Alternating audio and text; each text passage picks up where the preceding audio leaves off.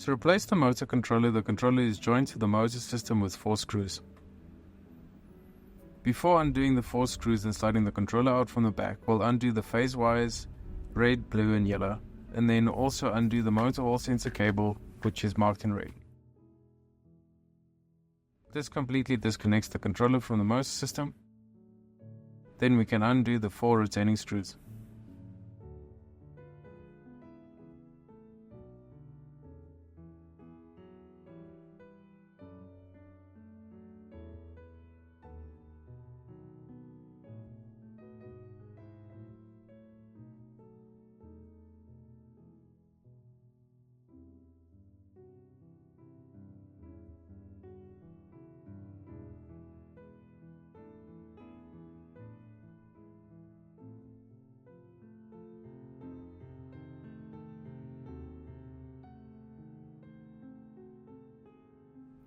After undoing the screws, the controller will slide out from the back.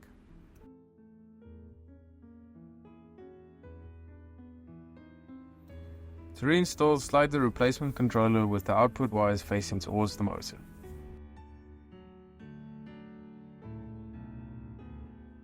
After sliding the controller into position, line up the screw holes and reinstall the screws. Be sure to add Loctite to make sure that the screws are fastened correctly.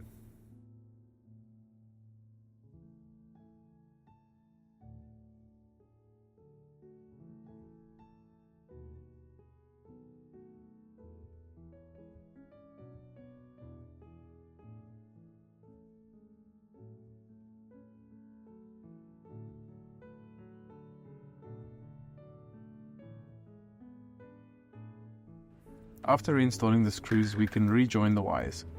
There are 3 wires exiting the motor that look quite similar. One is the hall sensor, one is the torque sensor, and one is for the speed sensor. The shortest one that is marked in blue is for the torque sensor. We want this one to make the shortest path to the drive side mounting plate and make it exit through the round hole.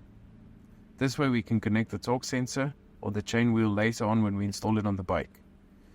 Then we want to reconnect the phase wires in yellow, blue and red, as well as the motor sensor.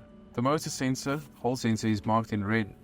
Red shrink wrap on the motor side and red shrink wrap on the controller side. Then there's a longer black wire. This is the speed sensor wire that will go into the bike with the battery cable and the main harness to join up with the individual parts such as the speed sensor, battery and main harness.